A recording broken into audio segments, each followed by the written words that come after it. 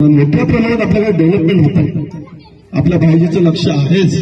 आज ते खासदार आहेत, कदाचित उद्या सरकार आल्यानंतर मंत्री सुद्धा बनतील. त्यांचा आशीर्वाद भंडारा जिल्ह्यावर राहीलच. त्यांनी एक मोठा प्रकल्प म्हणून आणला होता, परंतु त्याच्यावर कोणी पाणी फिरलं हे तुम्हाला सर्वांना माहित आहे.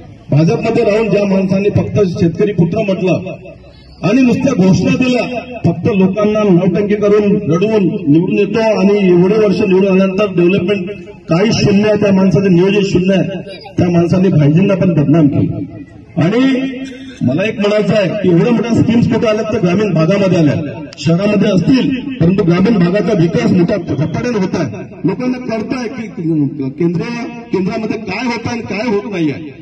म्हणून आपल्याला विनंती करतोय, आपले भाईजी आपल्याला माझ्यापेक्षा चांगल्या शब्दात समजून सांगतील. मी एक लहान तालुका अध्यक्ष आहे, भारतीय जनता पार्टीचं नेतृत्व करतोय. मी आपल्यासमोर बोलताना कदाचित माझ्याकडून चूक सुद्धा झाली असेल, परंतु मी तुम्हाला एवढं म्हणेल की हा वोट चढ आपल्याला नरेंद्र मोदी सरकारला जात आहे. म्हणून राहुल गांधींची आणि मोदीची तुलना होऊच शकत नाही. म्हणून आपण वोट कांबळावर द्यावं आणि मोठ्या प्रमाणात सुनीलभाऊ मेंढेला निवडून आणावं.